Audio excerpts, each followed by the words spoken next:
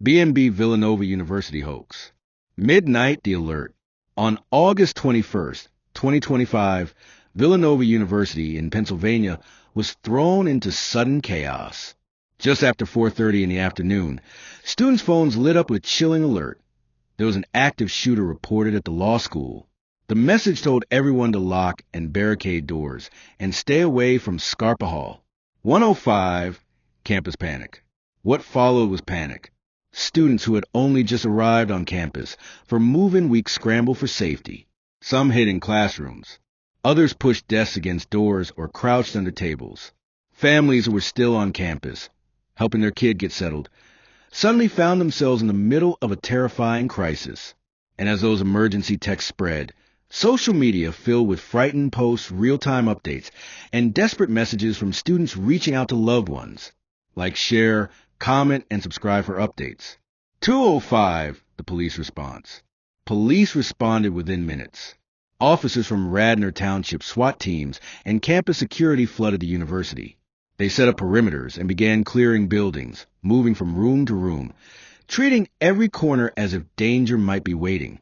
At the same time, Villanova University pushed out more alerts with instructions. Shelter in place, stay hidden, do not come near the law school. Even a men's soccer game had to be stopped mid-match as the lockdown spread. 10 hours of fear. For hours, fear held the community in its grip. Students stayed barricaded. Parents waited for updates. The entire university was frozen, waiting for news about what was happening inside Scarpa Hall. 3:50, the truth emerges.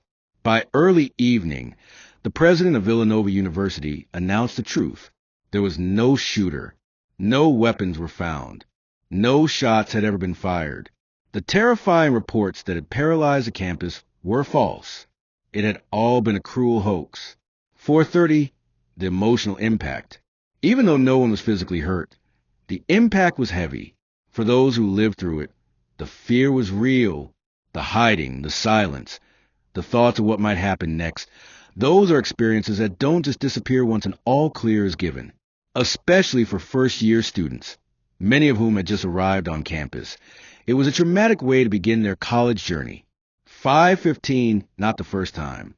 This wasn't the first time Villanova had faced something like this. In 2019, another active shooter alert went out, causing panic across campus. That one was eventually ruled a false alarm. But in 2025, officials confirmed it was deliberate. Someone had intentionally reported a shooter who never existed, setting off hours of fear and disruption. 6 o'clock, the consequences. False reports like this carry serious consequences. They aren't just pranks. They're crimes. Whoever is behind the Villanova hoax could face felony charges for false reporting, terroristic threats, and obstruction of justice. On top of that, they could be forced to pay restitution for the enormous emergency response. Police have launched a full investigation to track down exactly how the hoax was made and who was responsible. 6:50, lessons learned. There are lessons here. Campuses need alert systems that are both fast and precise, giving people clear instructions and real-time updates. Orientation and move-in week should include emergency preparedness. And after an ordeal like this, mental health support is not optional. It's essential. 7:35. The bigger question. The Villanova hoax revealed how vulnerable a community can be, not only to violence, but to fear itself. The emergency response worked exactly as it should have, but the emotional scars remain.